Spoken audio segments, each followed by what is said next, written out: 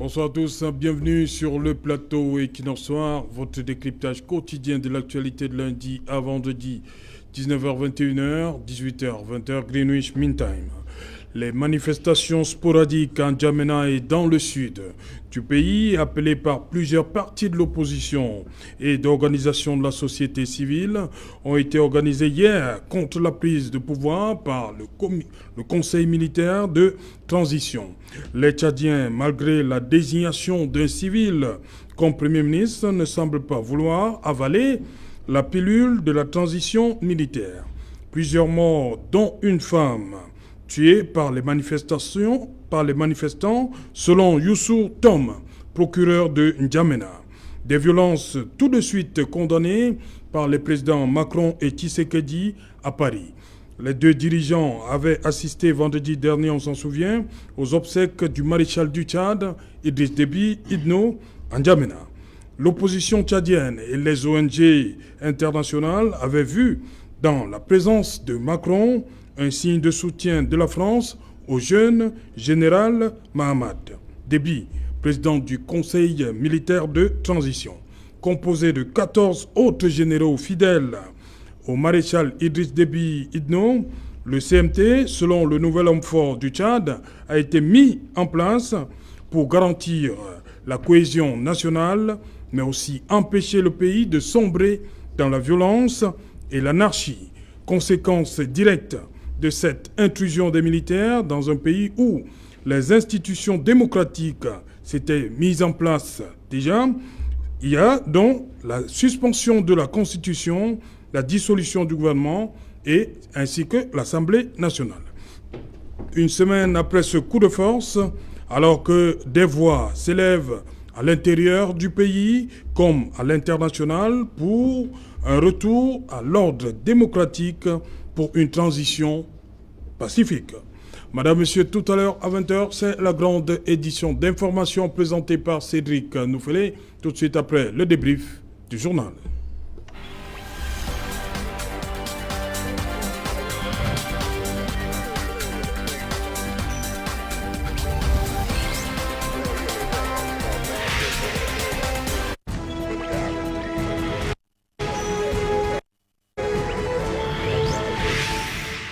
Tshisekedi et Macron sur le Tchad, que valent finalement nos constitutions? Pour en parler, nous avons invité en plateau ce soir Albert Natola ici. Bonsoir, bienvenue. Bonsoir, c'est Jaloto. Je salue mes co-panélistes que vous allez présenter tout à l'heure. Je salue, n'est-ce pas, tous vos téléspectateurs. Je suis à votre disposition. Voilà. À côté de vous, Maître Achille Ledio, bonsoir. Bonsoir mon cher Alain, bonsoir également au co-panel. Bonsoir aux inconditionnels de cette tribune. Salutations militantes à tous mes camarades SDF qui nous regardent également. Voilà. Jonathan Batinguerin, bonsoir, bienvenue.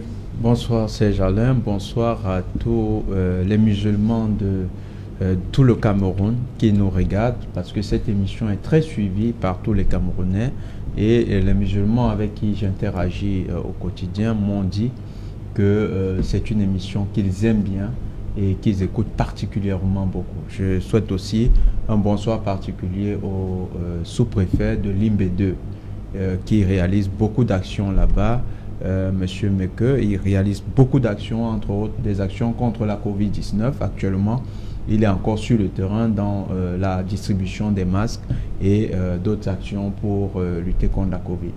Ok. Emmanuel Kougné, bonsoir, bienvenue. Oui, bonsoir Serge Alain, bonsoir à mes co-panélistes, bonsoir à tous nos camarades, tous nos amis politiques du Mouvement pour la Renaissance du Cameroun. Bonsoir surtout à ceux qui sont dans les prisons, des prisonniers politiques. Bonsoir à ceux qui ont été transférés de Foyoko, qui sont désormais dans la prison politique de Yoko, ils sont presque une dizaine. Bonsoir également au professeur Fougué, bonsoir à Bibou Nissak, qui ont été kidnappés et qui sont à la prison centrale de Konegui. Bonsoir à ceux qui sont dans la prison de Newbel. Bonsoir à tout ce monde-là. J'espère qu'ils comprennent pourquoi ils y sont et je leur demande de tenir très bon et de comprendre que pour abattre une dictature, il faut justement payer le prix. Et puis, bon, je crois qu'ils doivent comprendre que le sens de leur combat est compris par les Camerounais. Ils doivent tenir bon, ils ne doivent pas se laisser, n'est-ce pas, abattre par ce qui se passe parce que on pense que le moral peut être touché, donc je voudrais que leur moral soit toujours bon. Emmanuel Koumie, je reste avec vous. Vendredi dernier à N'Djamena, le président Macron disait « La France ne laissera personne menacer aujourd'hui ou demain la stabilité du Tchad ». Voilà, il a dit vendredi dernier au Tchad. Et hier, on a vu le président français et le président de la RDC, qui assure la présidence tournante de l'Union africaine, ils se sont retrouvés à Paris. Quelle lecture vous faites de ces deux événements? Comment comprendre que, on va dire, 5 jours après, ils se retrouvent, 4 jours, ils se retrouvent à Paris, et surtout cette déclaration du président Macron? Quelle lecture vous en faites? Oui, disons que le président français, la France en général, pense que les anciennes colonies continuent, n'est-ce pas, à être sa propriété. La France pense qu'elle a le droit sur ces anciennes colonies. Elle pense qu'elle a son mot à dire chaque fois qu'il y a un problème qui existe, qui naît dans ces anciennes colonies, qui sont des États indépendants. Mais pour la France, elle pense qu'elle a encore un droit sur ces États. D'ailleurs, le franc CFA est un élément majeur qui prouve qu'ils s'intéressent, ils sont partie prenante de tout ce qui se passe dans ces colonies. Vous voyez bien que les autres États colonisateurs ont libéré les colonies, mais la France ne veut pas libérer les colonies. Et puis, les Français, quand vous les écoutez parler, parce que ce qui est dramatique chez nous, c'est que nous sommes dans un référentiel, nous raisonnons dans notre référentiel, et puis eux, ils raisonnent dans un autre référentiel. Ce qui fait qu'on n'arrive pas à s'entendre ou bien à comprendre ce qu'ils font. Pour eux, ils pensent qu'ils nous ont apporté la civilisation, ils nous ont apporté la Bible, ils nous ont apporté Jésus-Christ, ils nous ont apporté le beurre, ils nous ont appris à mettre la cravate, ils nous ont appris, et que cela a un prix. Et selon eux... éternellement non, ça a un prix, et c'est eux justement qui fixent le prix. Il faudrait bien donc à un moment donné qu'on se mette assis pour solder le passif et l'actif de cette collaboration forcée. Parce que si nous ne le faisons pas, alors c'est chacun qui, quand vous avez une marchandise, c'est vous qui donnez le prix de votre marchandise. Alors nous pouvons dire, oui, on pille nos richesses, etc. Mais ils vont vous dire, quand vous entrez ici à Equinox, vous mettez le doigt au mur, vous voyez la lumière. C'est nous qui vous avons apporté la lumière. Quel est le prix de tout cela? Donc il faudrait qu'à un moment donné, que l'Afrique et l'Occident se mettent assis. Il y a eu l'esclavage. Et puis nous pensons qu'ils nous ont fait trop de mal. Mais eux, ils pensent qu'ils ont apporté aussi beaucoup. Parce que quand vous lisez, n'est-ce pas, les livres d'histoire, eux, ils disent chez eux que nous sommes allés en Afrique pour évangéliser les païens et civiliser les sauvages. Évangéliser les païens, nous leur avons appris Dieu, nous avons apporté la Bible, nous leur avons apporté Jésus-Christ, nous avons apporté tout. Et nous leur avons apporté la civilisation. Ils mangent du pain, ils mangent du beurre, ils boivent du vin. Avant, ils n'avaient pas tout ça. Donc maintenant, quel est le prix de tout ça? Donc moi je crois qu'il faut qu'on fasse très attention. Parce que ces gens-là, nous allons continuer à dire, ils exagèrent, ils font ci, mais il faudrait qu'à un moment donné, qu'on soit capable de leur dire, mettons-nous assis, quel est le passif et quel est l'actif, et qu'est-ce qu'on vous doit? Parce que ce n'est pas possible. Ils pillent le sous-sol, ils nous ont imposé le franc CFA, et puis ils le font tranquillement. Et pendant que nous disons qu'ils exagèrent, eux, ils pensent qu'ils le font à raison. Et moi, je crois que c'est très dangereux. Alors, quand le président Macron va au Tchad, il y va. C'est d'ailleurs le seul chef d'État européen de l'Occident qui est arrivé, parce qu'il pense qu'il a un droit particulier sur le Tchad. Vous avez vu quand il fallait installer comment on appelle, M. Ouattara en Côte d'Ivoire, Sarkozy descendait l'escalier en balançant sa tête, ils étaient chez lui, il pensait qu'il a d'ailleurs dit à Gbagbo qu'il avait 3 jours pour quitter. Donc, ils pensent que ce ne sont pas des gens idiots, ce sont des gens suffisamment intelligents pour pouvoir aller à un endroit à raison. Donc, ils se convainquent d'abord. Parce qu'il se convainc, il se dit qu'il a le droit de le faire. Donc, il faudrait que nous également, on arrive à leur démontrer qu'ils n'ont pas le droit de le faire. Et puis, quand vous voyez un pays comme le Tchad, qui a une constitution, on dit que c'est un pays démocratique. Et subitement, on met toute la constitution à côté, et puis on instaure quelque chose que personne ne sait ce qui se passe, et on tombe Enfin, on met carrément la Constitution à côté. Et c'est un pays de liberté, un pays démocratique, un pays comme la France qui vante les valeurs, n'est-ce pas, de la démocratie et de la liberté, qui donne la caution à ce genre de choses. Il y a lieu de s'interroger. Moi, je crois que le problème plus profond que cette affaire qui arrive au Tchad, il faut que nous, on essaye de comprendre que nous sommes dans une énigme. Et si rien n'est fait, si nous continuons à pleurnicher, ce n'est pas les jérémiades, ce n'est pas les pleurnichements qui vont régler ce problème. Il faudrait qu'à un moment donné, les Africains puissent dire à ces gens-là, du moins les Africains francophones puissent dire à ces gens-là, qu'est-ce que nous vous devons et qu'est-ce que nous avons donné et qu'est-ce que vous avez donné et comment est-ce que, quel est le passif, quel est l'actif et qu'est-ce qu'on vous doit ou bien qu'est-ce que vous nous devez et puis qu'à un moment donné, qu'on comprenne qu'on a soldé tout cela. Voilà, sur cette rencontre d'hier entre le président Macron et Tshisekedi, on retient quand même que les deux sont arrivés à un fait. Albert Natola ici, ils ont appelé à une transition pacifique. Oui, je veux dire les choses un peu compliquées ce soir sur votre plateau. Je voudrais d'abord prendre mieux les éléments de langage pour lui faire comprendre que les Occidentaux n'ont rien appris aux Africains. Ça, c'est leur histoire qui nous l'apprend. Ils disent que c'est eux qui nous apprennent la démocratie. Nous avions l'Albapala, nous avons l'Albapala. Et ça s'est passé sans qu'il y ait, n'est-ce pas, décrépitement d'armes. Donc, ils ne nous ont rien appris du tout. Parce que la civilisation que revendique actuellement l'Occident et les autres, ça vient de l'Afrique. C'est une histoire qui doit être enseignée aux jeunes. Ils n'ont rien appris du tout aux Africains. Parce que quand vous dites cela, ceux qui nous écoutent à la maison, ils vont exactement penser que c'est une vérité. C'est eux qui le disent. Je dis que eux, ils le disent. Il fallait le préciser. C'est eux qui le disent. Il fallait le préciser. Oh, oui. Quand je dis cela, je pense que, pour revenir justement à votre question,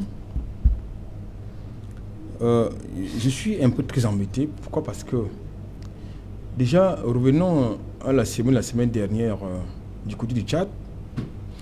Je pense que le protocole ne devait pas donner la parole à M. Macron. Parce que la réciprocité ne se fait pas.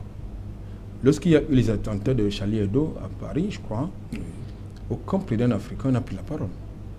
Parce que le protocole n'a pas voulu ainsi. Et la même chose devait se passer du côté de N'Djamena.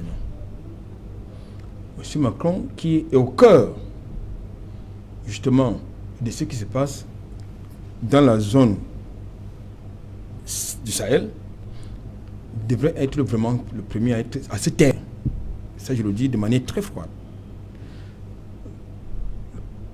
Il faut quand même situer cette actualité dans son contexte.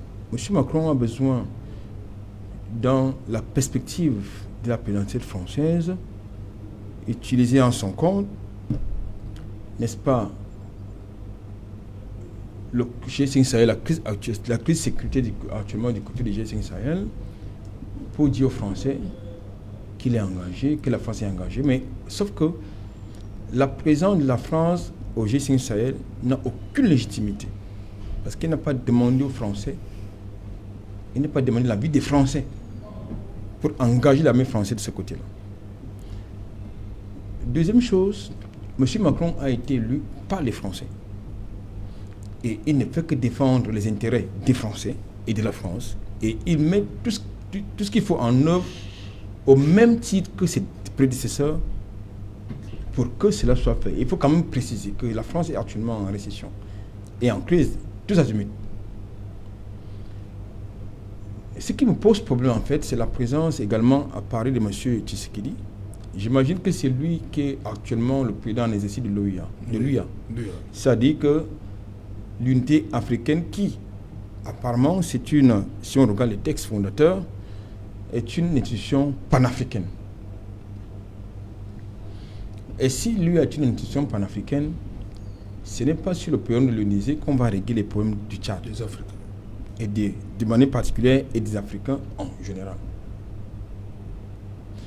Donc, de ce point de vue... Vous voulez nous faire comme c'était une erreur du président Tshisekedi d'aller en France? Non, c'est pas une erreur. Le président français qui devait arriver, par exemple, à Addis Abeba? Non, même que ce soit à Addis Abeba ou ailleurs, les Occidentaux, et particulièrement la France, n'a pas sa présence. Pour une raison simple, je ne vois pas les Africains qui siègent ou qui sont invités à l'Union européenne lorsque l'Union européenne siège. Est-ce que si la réciprocité existe, ça devrait également être dans l'inverse? Mais à partir du moment où nous avons des Africains qui ne sont pas, des gens africains qui ne sont pas invités aux sessions, n'est-ce pas, de l'Union européenne, on devrait pouvoir comprendre que quel que soit ce qui se passe sur le continent africain, il s'agit avant tout des problèmes africains. Et puis, ce qui se passe au Tchad, c'est avant tout un problème tchado-tchadien, même si ça a des ramifications sous-régionales. Donc, il faut que cela soit dit.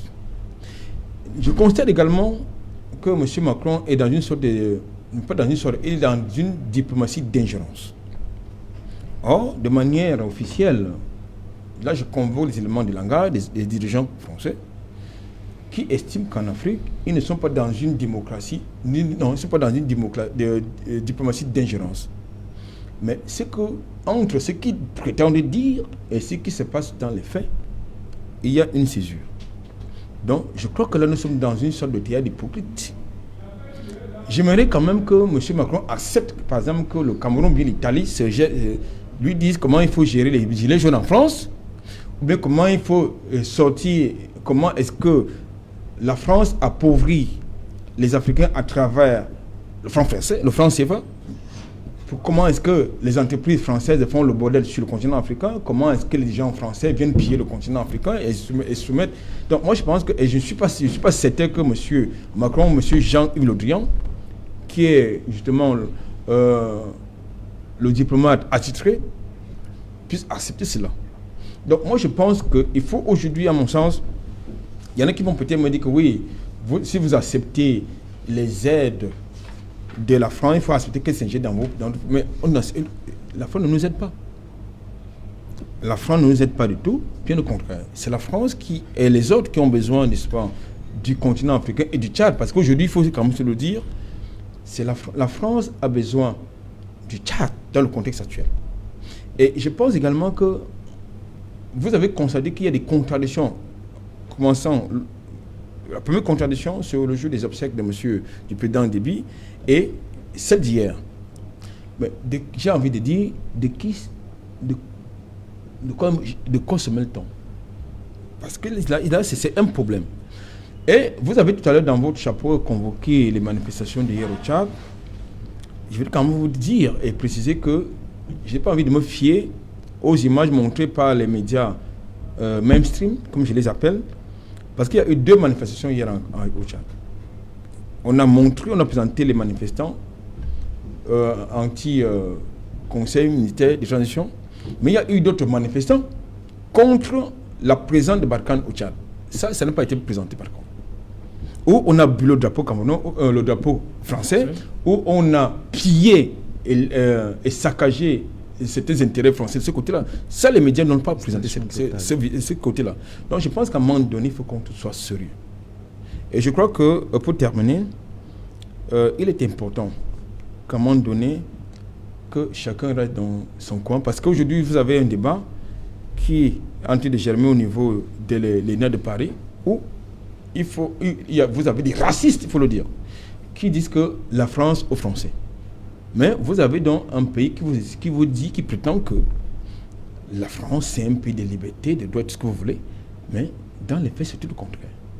Donc je pense qu'il est important. Mais ce qui est important aussi de comprendre, c'est que l'ancien colon et le néocolon est dans son rôle. Maintenant, ce qui est essentiel de questionner, c'est quelle est notre attitude. Et là, je rejoins M. Koutala, c'est-à-dire que lui, il a besoin de faire fonctionner son économie, de nourrir ses populations. Il faut, coûte que vaille, aller chercher les intérêts là où ça l'arrange, sur le continent africain particulièrement, et de préférence. Maintenant, quelle est notre attitude? Quelle est l'attitude des Africains par rapport à ce comportement, à cette prédation? Ça, il faut le dire comme ça. Ok, Maître Achille Lodjo, 5 jours après les obsèques, 2 acteurs de la cérémonie de vendredi qui se retrouvent comme ça pour toujours parler du Tchad à Paris, mais ils arrivent quand même à ce que tout le monde veut entendre, une transition pacifique C'est-à-dire, on veut un retour à l'ordre constitutionnel qui a été mis entre parenthèses par le CMT il y a exactement une semaine. Ben voilà, il faut constater tout simplement que la présence de M. Tshisekedi en France ressemblerait à un rendez-vous pris en N'Djamena l'autre jour. Pour revenir à la question centrale, que valent véritablement nos consciences relativement au cas du Tchad, avec ces sorties médiatiques de ces deux responsables, c'est-à-dire M. Emmanuel Macron et M. Tshisekedi. Il y a lieu de préciser ici que, en réalité, c'est encore l'occasion de démontrer que en Afrique, et particulièrement en Afrique centrale, nos institutions ne valent rien. En Afrique centrale, le politique se bat pour mettre sur pied pas des institutions fortes malheureusement, mais pour faire émerger des hommes puissants forts. C'est lamentable. Monsieur Déby était un grand homme de guerre, un grand chef. C'était en réalité le patron guerrier de l'Afrique centrale, celui par qui la stabilité de cette sous-région était aussi beaucoup par rapport. Mais, voyez-vous, l'institution présidentielle dont il incarnait, la présidence de la République du Tchad, était en réalité un château bâti sur de l'argile, je vous l'ai dit, sur du sable. On ne comprend pas comment est-ce que, après la disparition tragique d'un président de la République, la charte, les textes fondamentaux de cette République prévoient fort opportunément les mécanismes de dévolution du pouvoir, mais alors un pays qui se dit, qui crie à U et à Dja qu'il est une nation démocratique, se permet de cautionner ce qu'on appelle aujourd'hui une succession dynastique. C'est inadmissible dans une république. Il faut qu'on se le dise. Au-delà de la présence physique de M. Emmanuel Macron, nous avons plutôt vu un berger qui venait montrer la route à ses troupeaux. On voit un patron qui vient donner la feuille de route à ce conseil militaire de transition dont il est la caution morale. Monsieur Emmanuel Macron vient dire, vous qui avez aujourd'hui mon soutien, voilà ce que vous devez faire. L'inclusion, l'organisation des élections, le dialogue. Il a été formel, c'est une feuille de route qu'il se permet de donner à ceux qu'il cautionne la présence sur la scène publique, en cautionnant également, permettez la redondance, la mise en l'écart, la mise en parenthèse des textes de la République. Nous disons que ceux qui pensent qu'aujourd'hui on est loin de parler de colons ne comprennent rien. Nous voyons un Emmanuel Macron qui vient réveiller la notion du précaré français. Le français, la France, doit avoir la main mise sur ce qu'on appelle son précaré. Que vous le voulez ou pas, ce sont des patrons. Les présidents africains sont en réalité comme étant les sous-fifs, les sous-préfets qui doivent avoir seulement les directives du Quai d'Orsay ou de Matignon. Nous disons que ça ne va pas passer comme ça. Parce que aussi, en Afrique centrale, et j'insiste là-dessus, la plupart des chefs d'État ne sont pas à leur place. La plupart des chefs d'État n'ont pas l'onction populaire. Ils savent comment est-ce qu'ils ont fait pour être là-bas. J'étais invité un jour à une émission ici à Equinox Télévision qui nous invitait à nous appesantir sur une problématique, c'est de savoir les méthodes de résolution des conflits dans la zone CEDEAO et la CEAC, la sous-région Afrique centrale.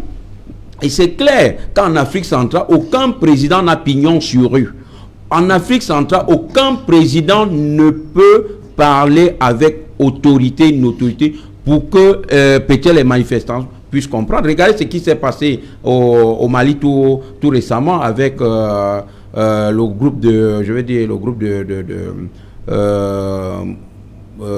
comment on appelle cet imam-là, qui avait fait descendre la population. Je crois que c'était le M5, oui, mouvement du 5 avril, je pense. Alors, quand ils sont descendus dans la rue, il y a des présidents qu'on appelle le club des anciens présidents de la CEDEAO, qui leur ont dit, voilà, ce n'est pas la solution. Vous devez revenir dans la République et puis vous mettre ensemble pour une transition démocratique. Ça a été fait. Okay. Quel président en Afrique centrale peut véritablement dire qu'il est à sa place? Non, ils savent tout simplement que ils ont tout tripoté, et pour rester en paix, première des choses, il ne faut pas déranger la France. Il ne faut pas déranger les intérêts français. Ce que la France veut, c'est une obligation pour vous. Vous devez tout mettre en œuvre pour implémenter cette volonté française. Et c'est pourquoi, pour chuter, nous allons dire tout simplement que s'il faut à chaque moment mettre entre parenthèses nos constitutions, je me demande donc à quoi sert de dire nous sommes une nation indépendante, puisque l'indépendance, elle est aussi actée par notre constitution qui nous différencie d'un autre pays, parce que tout, c'est-à-dire, c'est comme notre acte de naissance. C'est ça qui me différencie de M. Serge Alain Autou. C'est cette constitution qui est la charte fondamentale d'un pays. Tout doit être recentré sur la constitution. Si on s'écarte de cette constitution, alors disons-nous, on n'est plus dans la République.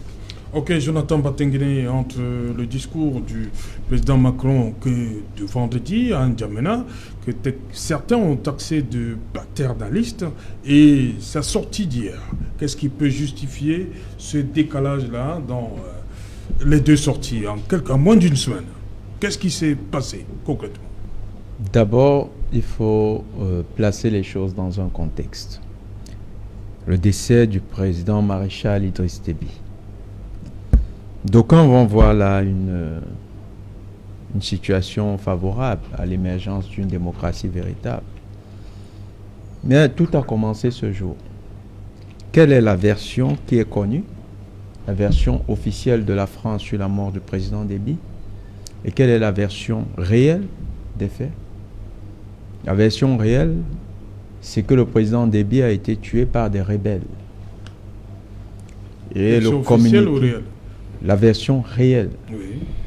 La version de la France, c'est qu'un officier de l'armée tchadienne, dont la tante aurait été tuée, s'est vengé dans une action tout à fait bizarre et aurait vengé sa tante. Vous dites que ça, c'est la version quoi? Ça, c'est la version de la France. Comment ça? Ils disent qu'un officier de liaison de la France aurait contacté l'Élysée pour les informer de ce qui s'est passé. Si vous regardez les médias français, vous allez constater que c'est la version qui a été la plus partagée. Celle que vous venez d'énoncer? Celle qui fait état de ce que c'est une action de vengeance. Pourquoi? Parce que... Non pas qu'il est mort au front. Non pas qu'il est mort au front. Ils vont mettre en doute, ils vont parler avec réserve, des seraient, auraient, mais cette autre version, on va amener un spécialiste parce que là, il s'agit de la communication de guerre. Et quand on amène un spécialiste, c'est pour crédibiliser le discours. Ce dernier donne l'impression qu'il a les informations de terrain, que c'est venu. C'est beaucoup plus crédible. Et ça, c'est la version de la France. Donner l'image que le clan des Akawa, qui est le clan d'Idriss Déby, est divisé autour de la mort d'une dame pendant la présidentielle et que Idriss Déby lui-même ne serait plus légitime autant. Et donc, on assiste à une transition Or, il n'en est rien. C'est autre chose. Donc, la France a commencé son ingérence depuis la version qu'elle a décidé de poser devant les médias officiels, ces médias officiels. Et la France continue cette ingérence parce qu'elle a senti que le Tchad lui échappe. Il ne faut pas oublier que c'est Idriss Déby qui a tenu un discours anti-français, anti-OTAN au Sénégal. C'est Idriss Déby qui, pendant sa campagne présidentielle, a dit que la France, tout à fait, que la France était en train de mijoter quelque chose. Et il ne faut pas oublier, il faut que les téléspectateurs se souviennent de cela, que tous les communiqués du FACT, cette rébellion constituant en majorité de mercenaires libyens ou bien de mercenaires venus de tout partout qui sont en Libye, ces mercenaires sont commandés par un homme qui est membre du Parti socialiste, qui a été proche de Mélenchon.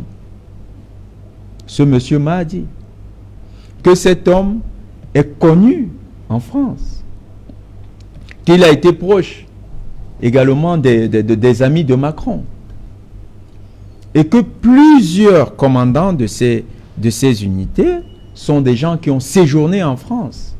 Donc ils sont partis de la France pour venir créer le désordre au Tchad. Il y a d'abord ça. Donc, dès qu'on a posé ces préalables, on peut comprendre autre chose. Le FACT, ou la FACT, je ne sais pas trop comment appeler ça, le FACT, c'est un moyen de pression sur l'État tchadien. D'abord, et là, je ne vais pas opposer la lecture de Maître Ledio, parce qu'au-delà de la question de la démocratie, il y a un enjeu de souveraineté qui se joue. Et l'enjeu de souveraineté ne se défend pas par les populations civiles. C'est l'armée, malheureusement. C'est l'armée. Quand la France fut menacée en 1944, en 1939, lorsque l'Allemagne envahit la France, que s'est-il passé? Explique-nous. Il y avait une constitution. Ouais. C'est le général de Gaulle qui a pris sur lui de porter l'État français et de le restaurer. Celui qui était le président français, je crois que c'était le Pétain. Le maréchal Pétain. Le maréchal Pétain. Le maréchal Pétain. Il a déménagé de Paris pour Vichy. Le maréchal Pétain, le gouvernement de Vichy n'a pas été reconnu comme étant le gouvernement français. Le gouvernement avec lequel écoutons-nous, Monsieur Jonathan, véritablement. Au niveau du Tchad, il y a une constitution qui a prévu les mécanismes de dévolution du pouvoir dans des circonstances que nous connaissons. Maître Achille se comprenne bien. Maintenant, quand vous prenez le parallèle avec celui de 1939 pour parler du maréchal Pétain, je dis non. Le maréchal Pétain était avait encore les manettes de la République française de Paris. Maître Achille Vichy. Laissez votre juridique. Vous risquez de tomber dans une contradiction parce que vous ne comprendrez pas comment la France s'est combattue elle-même. Ça s'arrête là. Donc, comprenez que à ce moment, c'est De Gaulle qui a joué le rôle de chef d'État. C'est De Gaulle. Des résistants. Et le général, laissez pas de chef d'État. Alors, je reviens. Quand les enjeux, il lance un appel, pas de chef d'État. Ne déformons pas l'histoire. 1940. À la résistance. Le général De Gaulle. À l'occupation française. Mais Serge Alain, il faut bien que nos... Revenons au Tchad. C'est le général de Gaulle qui a reçu, qui a passé, parce que reconnaître un souverain, c'est aussi dans son interaction avec d'autres souverains. Qui était l'interlocuteur des Anglais? C'était le général de Gaulle. Qui était l'interlocuteur des Américains? C'était le général. Qui était l'interlocuteur de Leclerc? Revenons au Tchad, Jonathan. De Gaulle a été le chef d'État. Non. Pendant cette période, c'est le général de Gaulle.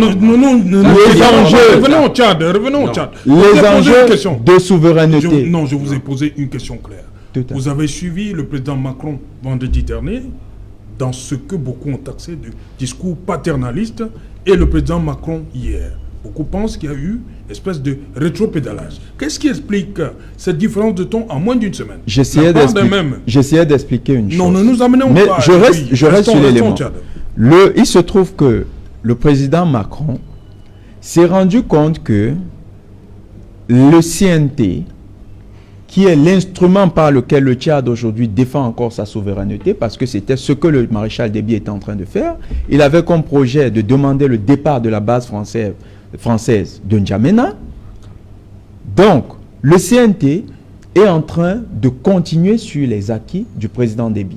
Maintenant, le président Macron fait un rétropédalage parce qu'il se rend compte qu'il n'y a pas un opposant qui peut jouer les collabos, ou du moins qui a la carrure et qui peut jouer les collabos comme ils ont toujours fait en Afrique. C'est ce qui se passe. Maintenant, ils utilisent le président Tshisekedi. Pourquoi? Parce qu'il existe un accord entre la France, qui a construit au Congo son institut d'audit, et qui lui a permis d'avoir accès à du matériel militaire performant, et le Rwanda, qui a accepté de revenir dans la francophonie, et qui a accepté également d'enlever les rebelles interamoués sur le territoire congolais. Donc, la France a gardé un moyen de pression sur le président Tshisekedi au Congo. Et c'est cet accord, c'est au nom de cet accord, que la France veut réactiver son influence en Afrique. Ne perdons pas ça de vue. La France n'est jamais dans une perspective de défendre la démocratie. Parce que ça, ils ont que faute de la démocratie. Les chefs d'État qui sont en Afrique et que nous accusons d'être des dictateurs, pour la plupart, qui leur a donné le pouvoir? Qui a armé leurs militaires? Qui a équipé les armées de ces présidents? Qui a cautionné les premiers crimes de ces présidents? C'est la France. Donc la France n'est pas là pour la démocratie. Okay. Et je reviens sur l'élément. Hier, ce qui s'est passé au Congo, au Tchad, il y avait 2 manifestations effectivement, et celle qui était la plus visible n'a pas été relayée par les médias français, c'est celle qui demandait à la France d'enlever ses troupes au Tchad et demandait aux Français d'enlever leurs intérêts stratégiques sur le territoire du Tchad. Parce que le grand enjeu, il est là.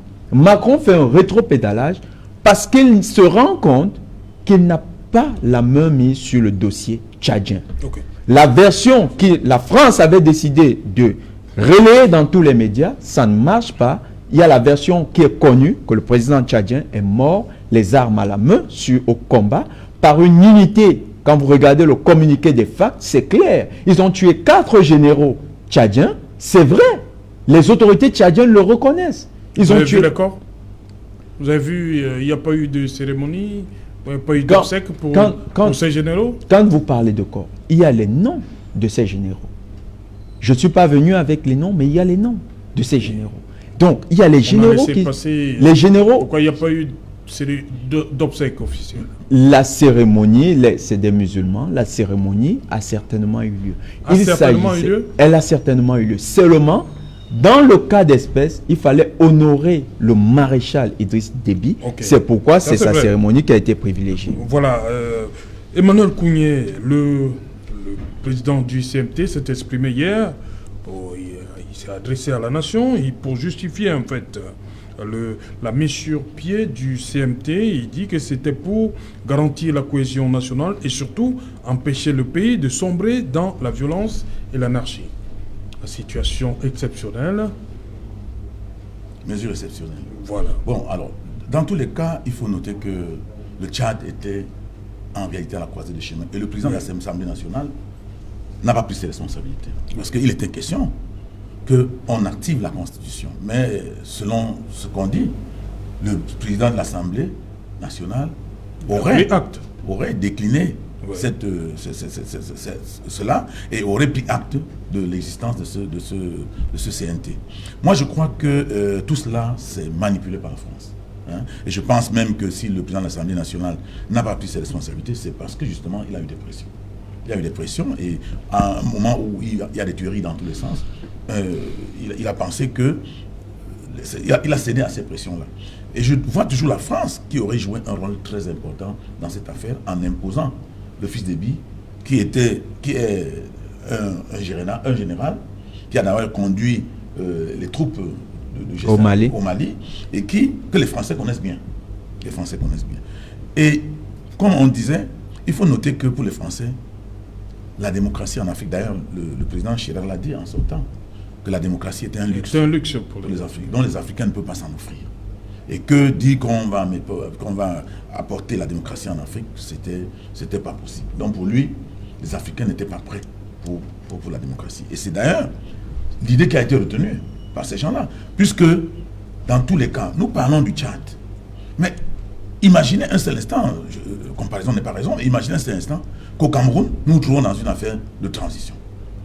Est-ce que c'est cette constitution qui existe là qu'on va actionner pour dire, oui, le président de l'Assemblée prend les rênes, le président du Sénat prend le pouvoir, il va organiser l'élection dans 90 jours, et on va aller aux élections avec ce code électoral là, avec Elekam qui a été nommé par une seule personne, avec tout le conseil électoral nommé par une personne, le conseil constitutionnel nommé par une personne, il va mettre son candidat et on va continuer dans cette voie. Vous voyez donc bien que cette constitution ne valent absolument rien.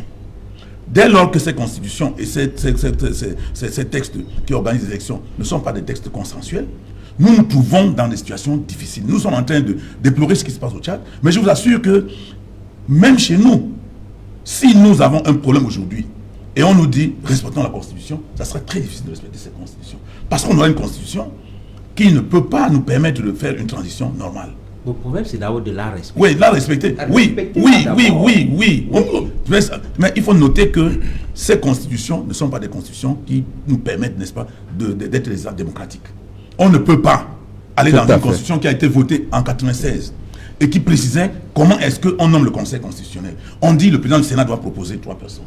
Le président de l'Assemblée doit proposer. Et puis, en 2008, vous changez la Constitution, vous dites que c'est une seule personne qui désigne tout le Conseil électoral, tout le Conseil constitutionnel, etc., etc.